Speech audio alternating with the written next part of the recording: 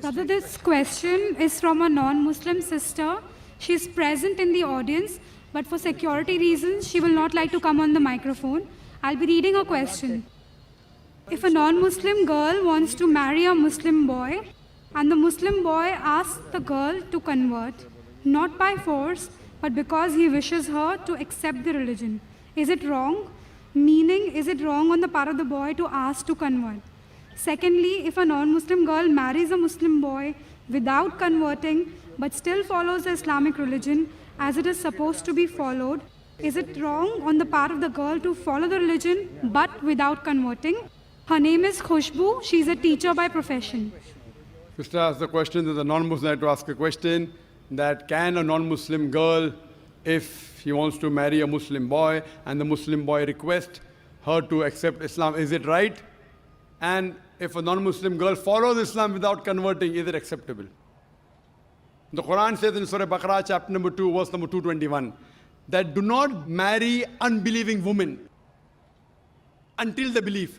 Do not marry a mushrika until they believe. Because it further says that it is preferable to marry a believing woman even if she is a bondswoman, even if she may be a servant, even if she may be ugly. It is far superior to marry a believing woman who's a bondwoman rather than an unbelieving woman, even if she attracts you. She may be the most beautiful woman, she may be a beauty queen, she may be the wealthiest woman, but a believing woman is far superior. So in terms of, is it right for a Muslim man to ask the non-Muslim woman to convert before marrying? It is not right, it is a must. Without she accepting Islam, he cannot marry her. Why? I'll tell you. For example, if I tell you that there is a car, one tire is of a cycle and the other is of a tractor, will the car run? No.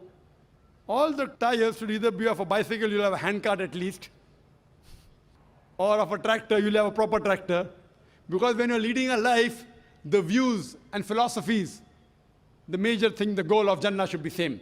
Coming to your second question, that if a woman follows the teachings of Islam but does not convert, is it acceptable?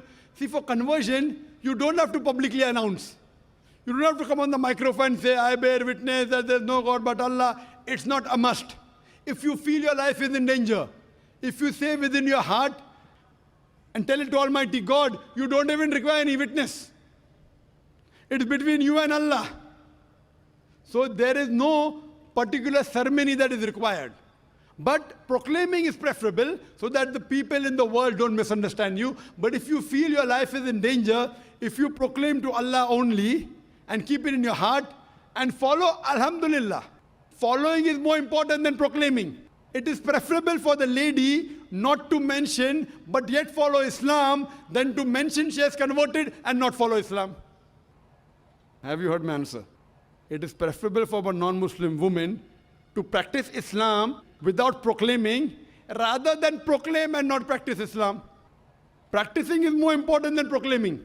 It's between her and Allah. So the moment she starts practicing Islam, it's understood. When she offers salah, she agrees there is one Allah and Prophet Muhammad is the messenger. The moment you say Aqama, it is in that Aqama you believe that there is no God but Allah and Prophet Muhammad is the messenger. Finish. So if she starts practicing, she doesn't have to proclaim also. So if she wants to do the second, practicing is more important than proclaiming. But if she wants to proclaim, it is fine, she can proclaim. Hope that answers the question.